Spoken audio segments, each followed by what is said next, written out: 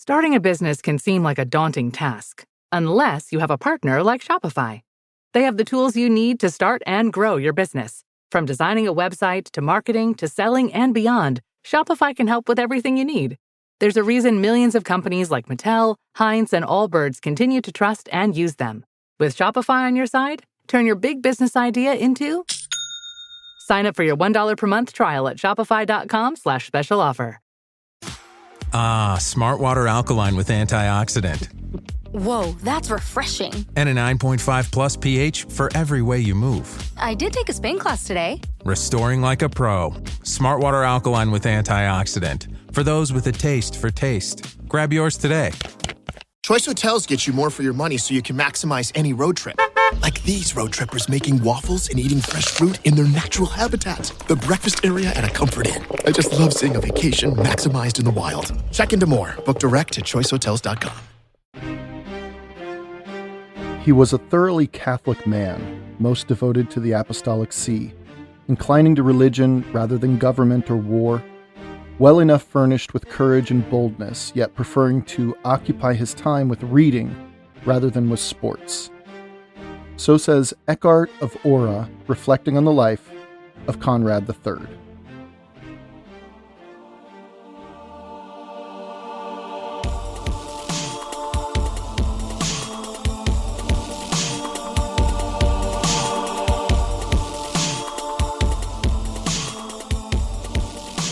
Welcome to Fortune's Wheel Podcast, a podcast that explores the infinitely fascinating and oft overlooked high and late Middle Ages. I'm Jonathan, your host, and what you can expect to hear on this show is a story of our collective Western history, warts and all, unabashedly and unashamed. This season is called All Roads Lead to Clermont, and it attempts to bring us up to date on the West leading right up to the call for Holy War. We've followed the reign of King William II of England and his two brothers, Robert Curthose and Henry Beauclerc, up north, and taken a quick snapshot of Iberia crumbling under the weight of the Almoravid conquest. In addition to those, we've already established the two major thoroughfares that Crusaders would be using in the coming confrontation, the Venetian-controlled Adriatic and the Kingdom of Hungary. Also, Matilda of Canossa does it again. And with this episode, we expand upon the Council of Piacenza's agenda and its first two precedent-setting days, and we enter into days 3 and 4. These days are explosive, and I have to warn you if you're listening to this with little campers within earshot. I will give you a warning later in the episode when the subject matter turns rough, but I also wanted to give you a heads up at the beginning too. I try to keep this show clean, but sometimes things need to be laid out explicitly in order to gain an understanding, and a good understanding of the story. So, listener discretion. Before we begin, if you believe in what's happening on this show, bringing our shared history to life, warts and all, free to the public with absolutely no more paywalls ever, please consider donating to my caffeine-mediated research and writing through the website and app Buy Me a Coffee. With opportunities for one-time donations and even a monthly donation plan, you can voluntarily contribute to the continuation of this show. And while you're at it, feel free to listen and share on YouTube, which has our full back catalog as well as new episodes. These links are all in the show notes. Now, this is episode 165, entitled The Council of Piacenza, Part 2. Thank you for your support, thank you for listening, and I hope you enjoy the show. The first 2 days of the council were a bit rough, but the volume of cannons produced and declared was an astounding accomplishment given the nature of the cannons and the complexities of the times.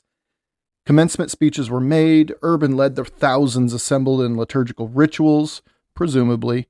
Introductions and roll calls were made, and 7 canons outlining Urban's Gregorian-influenced direction the Church will now formally assume were discussed, debated, drafted, and decreed. As a quick refresher, these canons tackled simony, investiture, and papal supremacy over secular rulers when it came to ecclesiastical affairs and organization. Don't sleep on those, as future popes will continue to reference and interpret these for centuries. And at daybreak of day 3, March 3rd, a Sunday, Piacenza was one gigantic mass, one could describe it as. It was already fattened by tens of thousands of people, so So many that, as I said on the last episode, its overflow lots had overflow lots, and even those were spilling over. People as far as the eye could see outside the walls of Piacenza in every direction were waking up to a scramble into every nook and cranny they could find in any one of the nearby makeshift, hastily built chapels in the fields outside of town. As for Pope Urban II and the highest elite who had the privilege of his audience, folks like Countess Matilda, his curia, and Count Roger of Sicily, if he really was present, well, they all got the VIP treatment in Piacenza's main cathedral, where Urban himself led Sunday Mass. With a clear direction in the church laid out in the past 2 days, those assembled at the council could now understand why certain decisions would be made going forward. And after Mass, a brief bite to eat was had and business commenced. And the elephant in the room was that other guy claiming to be the Pope. How could the church move forward with two leaders? Now, setting the stage for the day was a clear declaration by Pope Urban II denunciating anti-Pope Clement III. Urban and his council issued a formal condemnation of Clement's entire papacy as he was invested with the title by then King Henry IV of Germany in opposition to Pope Gregory VII. This decree merely reaffirmed the obviously held truth of Urban's that not only was he the rightfully elected pope in 1095, but he had been the rightfully elected pope since 1088. And beyond that, this implied that Popes Victor III's and Gregory VII's papacies were also the legitimate papacies, thus erasing Clement III's claim entirely. Somerville writes, quote, "The council's denunciation of Clement III and his supporters were central to Urban's strategy of ecclesiastical unity and papal supremacy." End quote. I mean, how can Urban's decrees be accepted across Western Christendom if there was this whole other pope claiming legitimacy? Urban had to stamp Clement III's papacy out of existence for unity and papal supremacy to be accepted. Besides, as long as Clement III was around, Henry IV would always hold some semblance of power over the church. So how does one erase Clement's impact on the previous three popes? You systematically break him and his deeds down. Now, first, any bishop ordained by Clement had to formally petition Urban for reconciliation with not only the pope, but the church herself. If he failed to petition, then he would face a formal deposition and most likely be excommunicated. Basically, we're giving you a chance to come to us first, but if we have to track you down, it's over. Bernald's Chronicon explains that each priest had the chance to publicly appeal for reconciliation and to denounce his participation in the quote-unquote schismatic disobedience. And as we know, if a priest or bishop was excommunicated, then any and all sacraments given by that person were officially null and void. Even if you agreed with that priest that Clement III was the rightful pope, why would you take the chance and have your entire spiritual fate rendered null and void? Priests weren't stupid. They knew this, and Urban had them dead to rights. One can assume there were a good number of reconciliations made, even, probably, some German priests joined in. And of course, examples had to be made in situations like this. Somerville tells us of Archbishop Hugh of Lyon, who chose to sit out this most important session regarding the schismatics. By not showing up purposefully, he sent a clear message as to where he stood on Urban's policy of reconciliation, and it seems he was on the wrong side of history. In his absence, he was publicly suspended from the council's spiritual benefits. Somerville writes, quote, "Hugh's suspension demonstrates the council's willingness to discipline even high-ranking prelates who disregarded Rome's authority." End quote. This sent a pretty powerful message about papal supremacy, if one were to read between the lines.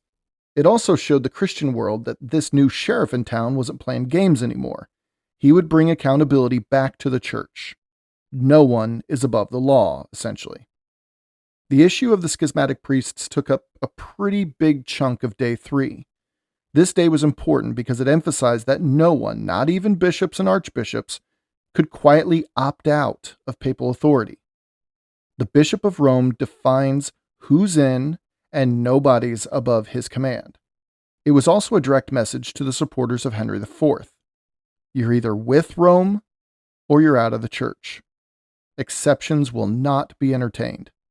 And by clarifying the status of not only anti-Pope Clement III, but also his clerics, Urban cleared the path for a unified leadership under him. But before Sunday came to a close, Urban had two more things he needed to address: heresies.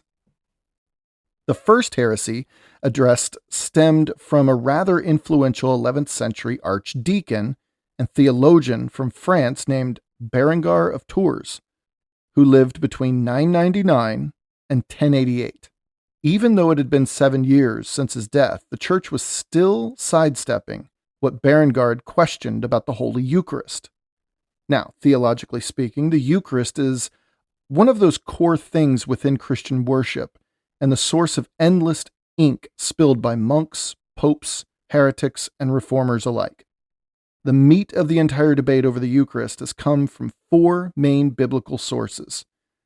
Matthew chapter 26, verses 26 through 28 reads, quote, "And as they were eating, Jesus took bread and blessed it and broke it and gave it to the disciples and said, 'Take, eat, this is my body.'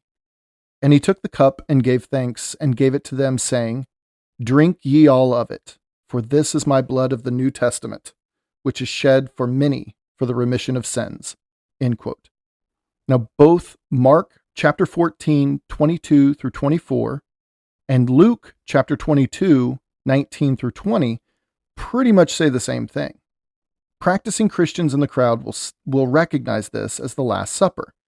So they take the bread, which is Jesus' body, and they take the cup of wine, or grape juice these days, which is Jesus' blood, and they consume both. Now, the problem was that Jesus didn't add a disclaimer or a footnote to his message to his disciples. Jesus didn't stop everybody and was like, "Hey, it's a metaphor, don't be weird about it." To be fair, nor did Jesus look them all in the eye and with a dead serious face say, "I'm serious. My body, my blood. Don't misunderstand me. Body, blood."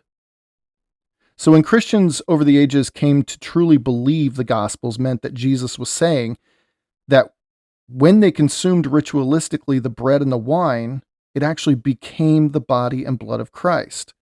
When they did that, you can't really blame them. Again, there was no disclaimer. There was no clarification. Jesus said it. It must be true. That's all they had to go on. This idea that during the Eucharist, bread literally turns to flesh and wine literally turns to blood came to be called transubstantiation. Don't discount this. Christians for its first 1,000 years were wholly invested in figuring out exactly what the Bible meant by every single last syllable. They lived in such a world filled with fraught and death and danger and uncertainty that knowing their eternal souls were at least safe meant everything to these people. Well, without footnotes from Jesus himself, the issue of transubstantiation was questioned from time to time. And we can't just sleep on this, Christian or otherwise. Again, these people, whether we like it or not, shaped our lives today. If they struggled to agree on something, then the effects of that rippled out in innumerable directions, affecting everything from then on. And Berengar of Tours, doubting whether transubstantiation was true or not, once again put an entire generation in doubt over one of Christianity's most sacred rituals. What was at stake here was more than semantics to these folks.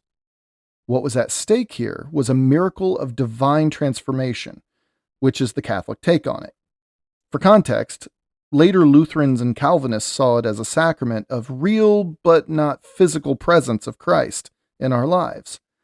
So, kind of a reformist middle ground. And today, modern Protestants just think it's a wafer you politely chew while trying not to spit it out, and a tiny cup of juice that only makes you thirstier. But to them, it's the words spoken while participating in communion. Those are what matters most. Well, these differences aren't new. Folks have debated transubstantiation for centuries, as I alluded to, sometimes rather hotly so. For instance, in the year 110, Ignatius of Antioch wrote in his letter to the Smyrnaeans, quote, "They abstain from the Eucharist because they do not confess that the Eucharist is the flesh of our Savior Jesus Christ." End quote. 40 years later, Justin the Martyr wrote in his First Apology 66, quote, "For we do not receive these things as common bread or common drink, but as Jesus Christ, our Savior, being made flesh." End quote. There at the beginning of it all, you can see the prevailing opinion was that transubstantiation was very real, though there were enough people to argue it that they wrote letters about it, really argued all over. And guys like Ignatius of Antioch and Justin the Martyr based their opinions on the Eucharist on the gospel's nuclear option. Here it is. In the book of John, chapter 6, verses 53 through 56, the apostle writes this, quote, "Unless you eat the flesh of the Son of Man and drink his blood, you have no life in you. For my flesh is true food, and my blood is true drink." End quote. Seems like the Gospel of John put the issue to rest, right? Was that Jesus' disclaimer? His footnote for clarity? Not so fast. The leader of the Swiss Reformation in the early 1500s, a man named Ulrich Zwingli, would cite another line that came a few verses later in that same book of John that read, quote unquote, "The flesh is of no avail. The words are spirit and life." Boy, so which is it? Well, St. Paul in 1 Corinthians 10 through 11 drops the hammer on the issue, which is where pro-substantiation thinkers refer to often. He writes in 10:16, quote, "The cup of blessing, is it not participation in the blood of Christ? The bread, a participation in the body of Christ?" End quote.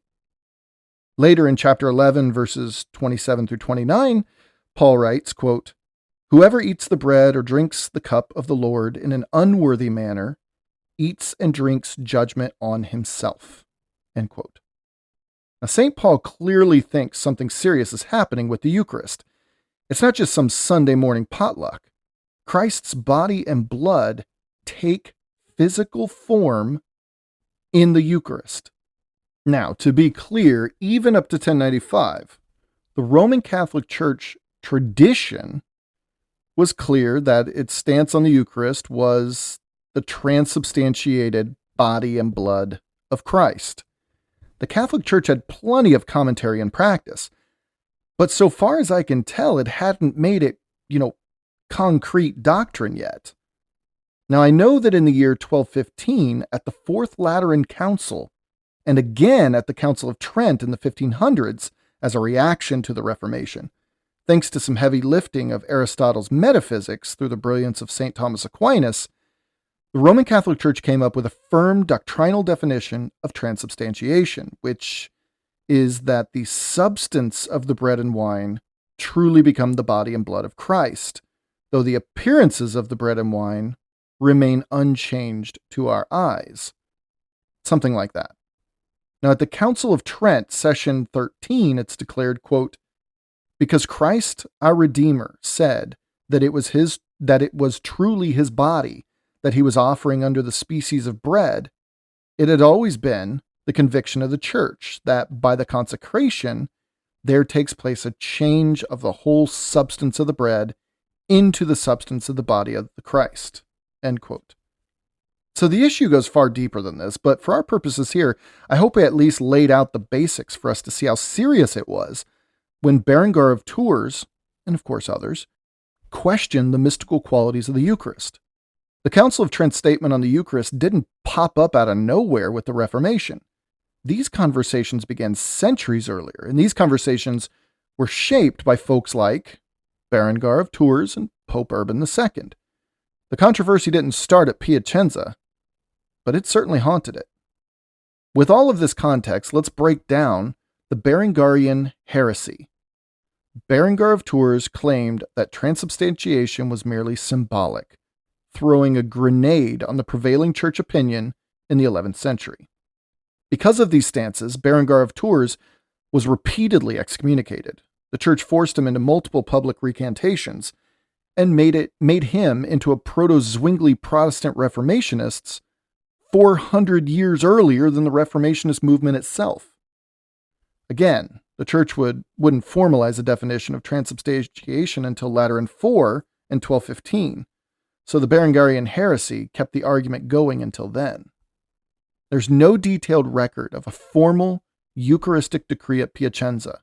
Urban certainly would have leaned heavily on the authority of the early church fathers, like Ambrose, who said, quote, "If the word of Christ is powerful enough to change nature, then it can change the nature of the elements," end quote. Or like Augustine, who ultimately supported transubstantiation, and the 8th century theologian who wrote De Corpore et Sanguine Domini, which translates to the body and blood of God. The title alone gives us a hint that he felt God's actual presence in the Eucharist. I mean, in order to silence Berengarians in 1095, Urban would certainly have quoted from these men to support a smackdown of the entire heretical line of thinking. But I've built all of this up to reveal why the Berengarian heresy was entertained at Piacenza.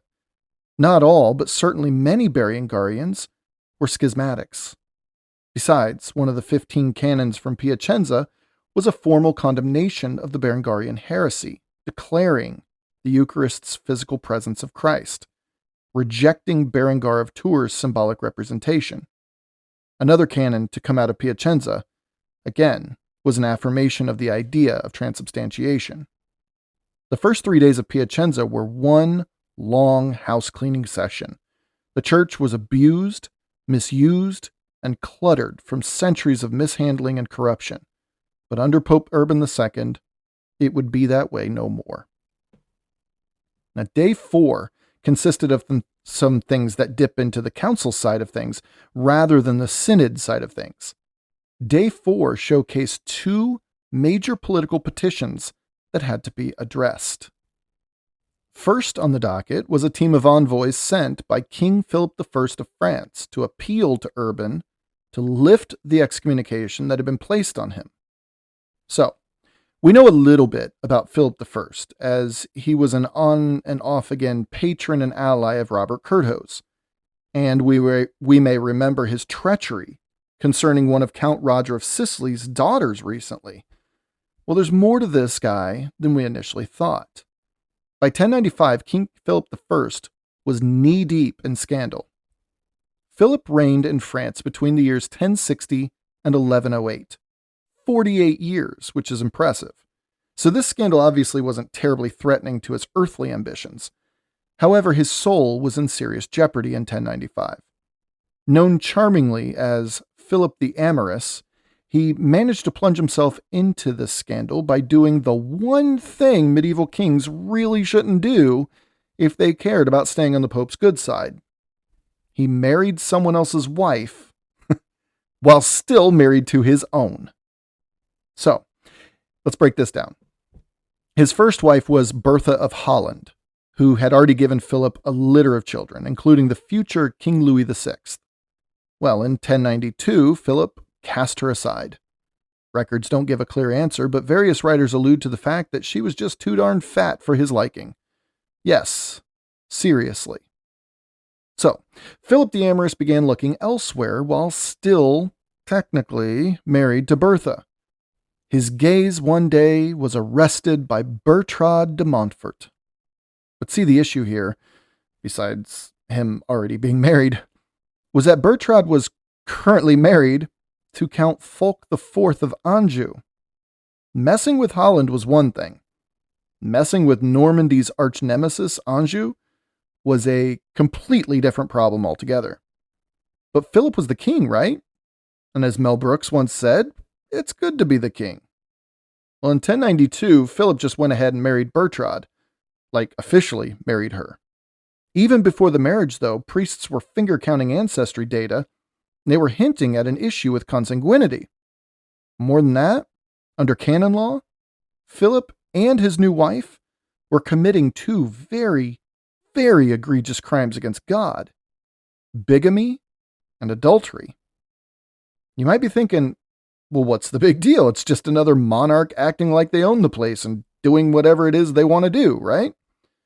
Well, the big deal was that this was a very public, salacious, and politically potent flashpoint in Urban's papacy, as well as church-state relations going forward. Where Gregory VII took on Henry IV of Germany, Urban II took on Philip I of France. For 2 years, Urban pleaded with Philip to annul the marriage as fast as possible, but Philip simply ignored the Pope. So, in 1094, Urban officially excommunicated him. This one stung, but Philip still refused to annul the marriage. But this wasn't just a matter of ignoring the Pope's orders. Monarchs and noblemen were wont to do that for quite some time, due to the neutered nature of the papacy from centuries of investiture. Sure, excommunicate me, but I've appointed my own men to still give me spiritual guidance and the Eucharist and all the other sacraments necessary. But by March of 1095, at Piacenza, those tides were turning. Quickly. Philip realized his bishops and priests in France weren't at his beck and call anymore. The church was unifying under Urban. So Urban was the man left holding all the cards. What resulted from Philip's envoy's pleas for Urban to lift the excommunication was not exactly what Philip was hoping for. Not only did Urban double down on his excommunication of Philip, but he set a deadline of Pentecost, that is, May of 1095, to get right with the church, to annul the marriage of Bertrade, and to return to the marriage bed of Bertha. If he failed to do so, Philip's renewed excommunication would stand. Urban was making it crystal clear, once again, that kings and their ilk were not above moral or ecclesiastical law. This was a perfect backdrop for asserting papal authority over monarchs. Philip's case at Piacenza showed the world that none of this was really about bedroom sins. Only a shallow, intellectually dishonest, anti-Catholic interpretation would lead to that conclusion. Philip's scandal highlighted who it was who got to define legitimacy and sanctity. And it wasn't a king. Not anymore. This was a flashpoint in the entire Gregorian reform movement's battle with secular rulers. Now, you may be thinking how Philip's case is just like Henry IV's. Admittedly, I thought the same thing. But after thinking about it more, I've concluded that it wasn't because Philip didn't have a clergy who supported schism within the Gregorian factions within the church. Henry and his German clergy and nobility were mostly against such reforms and had been for decades. They'd capitalized off of manipulating the papacy and the church for that much time, even centuries. But Philip was in France. France was the epicenter for Gregorian reforms. We can't forget that the terms Gregorian reforms and Cluniac reforms are, for all intents and purposes, synonyms. And Cluny Abbey is located in France. Cluny Abbey was the beating heart of a vast network that encompassed, in some capacity of influence, the vast majority of churches and monasteries and abbeys throughout the entire kingdom and beyond. Where Henry could go cry on his schismatic German priest's shoulders, Philip simply didn't have the same luxury. Thus, unlike Henry's excommunications, except for the one that really hurt him, Philip's excommunication actually did exclude the French king from participation in church life, including his attendance at Mass and his participation in the sacraments.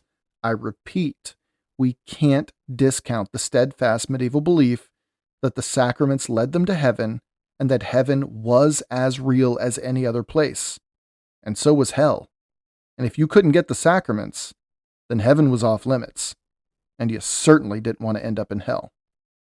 Urban wasn't playing around at Piacenza. And spoiler, Philip didn't comply by Pentecost, that is, by May of 1095, and his excommunication stayed in place.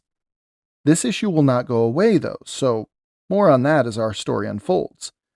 For our purposes here, focus more on the fact that Urban actually offered the French king a path to reconciliation. That luxury wouldn't be given to everyone.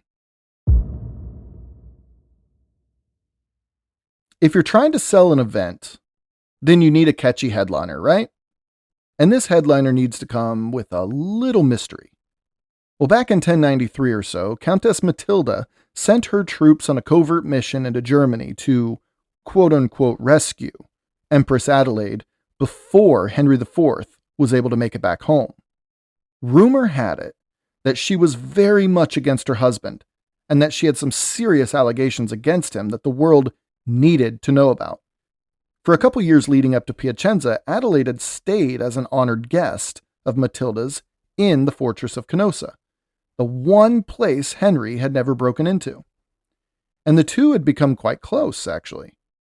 Adelaide was convinced to share her story to the tens of thousands gathered in Piacenza in early March of 1095. Empress Adelaide was the headliner for Monday, March 4th. After the issue of Philip most likely took the morning to sort out, we can assume after midday feasts and siestas that Adelaide would take the stage. Beautiful, confident Adelaide had had an interesting life. She had risen with meteoric speed. Eupraxia, as she was known in Kiev, was born in 1067 as the granddaughter of a Kievan Rus Grand Prince, meaning she was 27 or 28 years old by Piacenza. By the time she was 19 or 20, though, back in 1088, she'd become a widow, and by her next birthday, she was a Holy Roman Empress. Within 5 years, she was again the honored guest at Canossa, living with and befriending arguably the most powerful woman in medieval Europe at the time. Remember, Adelaide was an empress. Now, her testimony is a bit rough, so if there are little campers present, you may want to pause the show. Okay. As Adelaide rose to speak on her own behalf, which was a shocking, very Matilda-like move, I can't imagine her terror. She was an empress, yet she was about to make herself as vulnerable as a person could. The crowd no doubt hushed, and I imagine there not being a single sound made. Very few of the tens of thousands in and around Piacenza knew what she was about to say. Next to no one did. The air was palpable with anticipation, and medieval TMZ outlets were salivating to hear what she had to say. Well, they would not be disappointed. Adelaide's first accusation against her husband, Emperor Henry IV of the Holy Roman Empire, was a claim that Henry held her captive, effectively imprisoning her against her will, cut off from freedom or escape. Okay, not the most salacious of headlines, but she was just getting warmed up here. Adelaide claimed she was not able to engage in her privileges as empress, which included more or less free movement and various decision-making capacities. This established, or reiterated to the very anti-Henry crowd, that Henry was a tyrant, not only to the world at large, but to his own household, to his own wife. Okay, I gave you a warning to pause the episode for our little campers in the room, so I'm launching into her next 3 allegations now. Last chance. All right.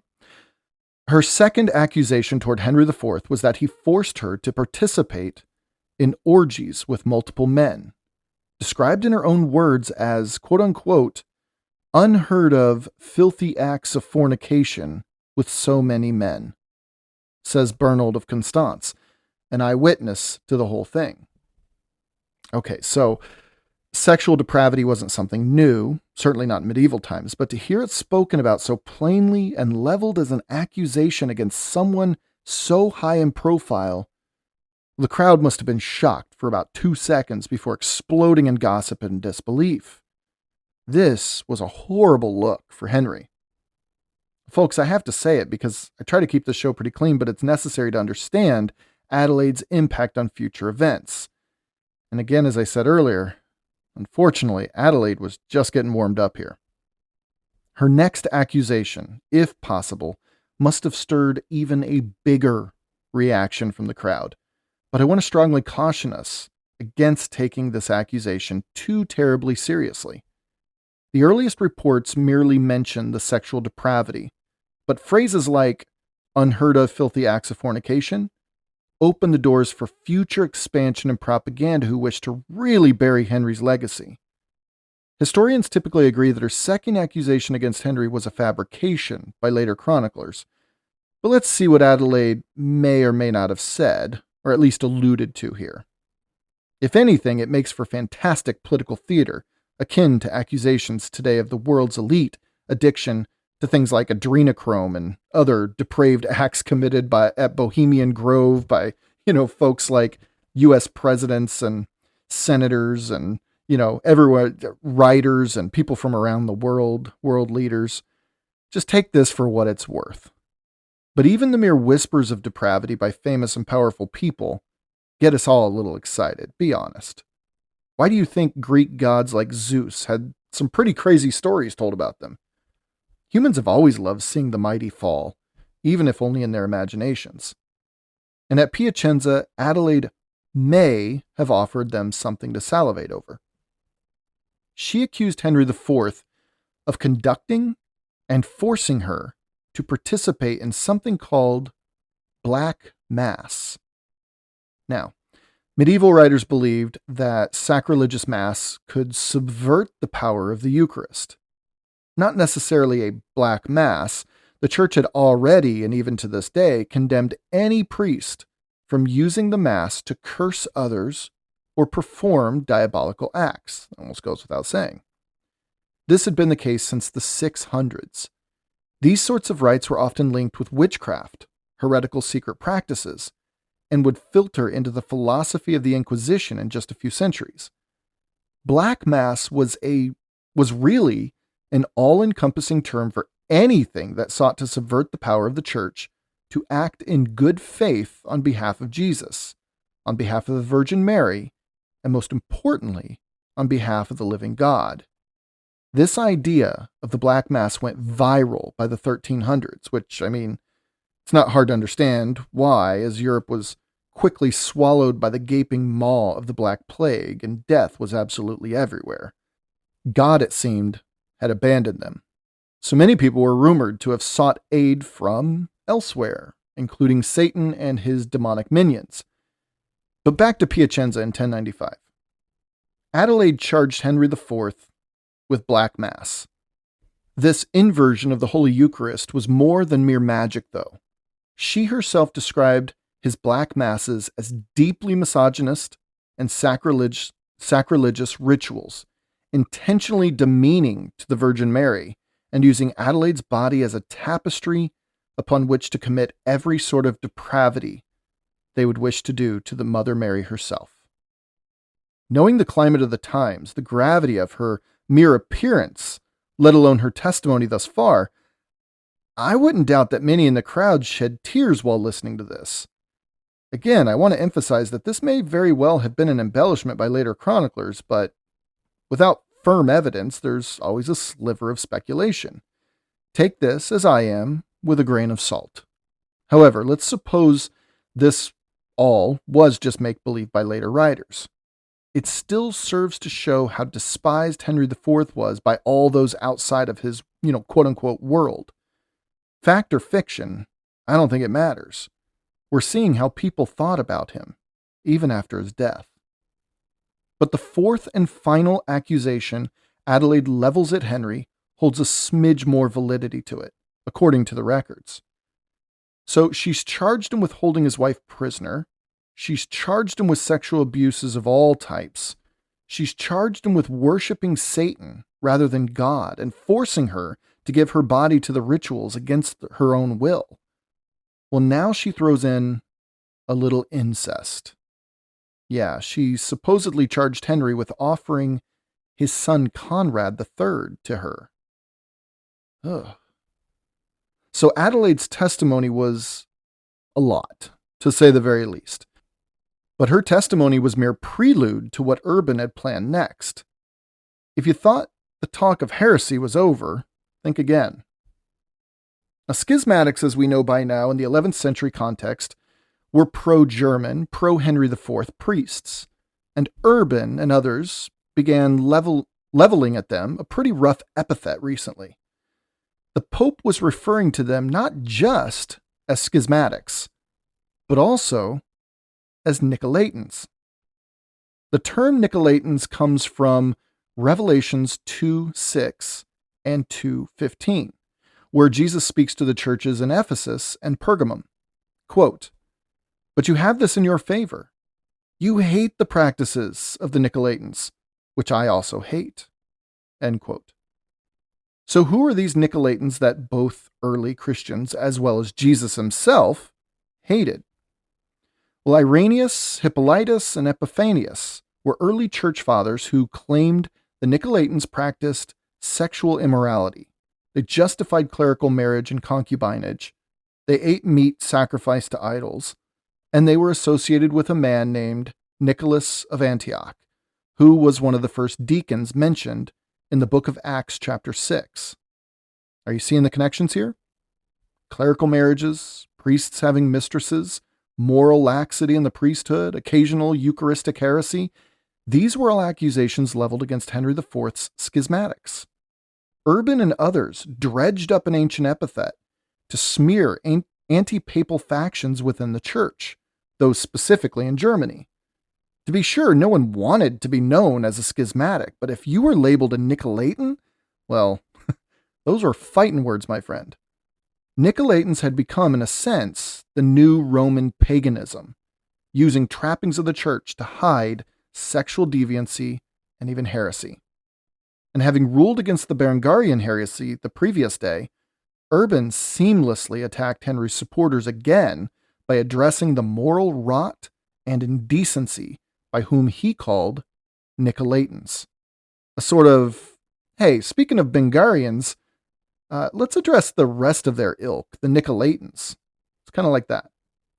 But he wasn't the first pope to use the term, to be quite honest. Back in 1059, at the Synod of Rome, Pope Nicholas II referred to the Nicolaitans without saying the name when he declared, quote, "We decree that bishops, priests, deacons, and subdeacons, who do not put away their concubines and do not refrain from all sexual intercourse, be deposed and deprived of ecclesiastical benefices," end quote. And Pope Gregory VII, Urban's mentor, per se, was relentless against them. In his famous Dictatus Papae, or again, the 27 Dictates of the Pope, episode 124, I believe, for those who want a refresher, well, he wrote, quote, "The church cannot be cleansed while these Nicolaitans defile the altar of the Lord," end quote. What's more was that he was able to build upon Empress Adelaide's bombshell accusations against Henry by calling a star witness, Henry IV's own son and heir, Conrad III.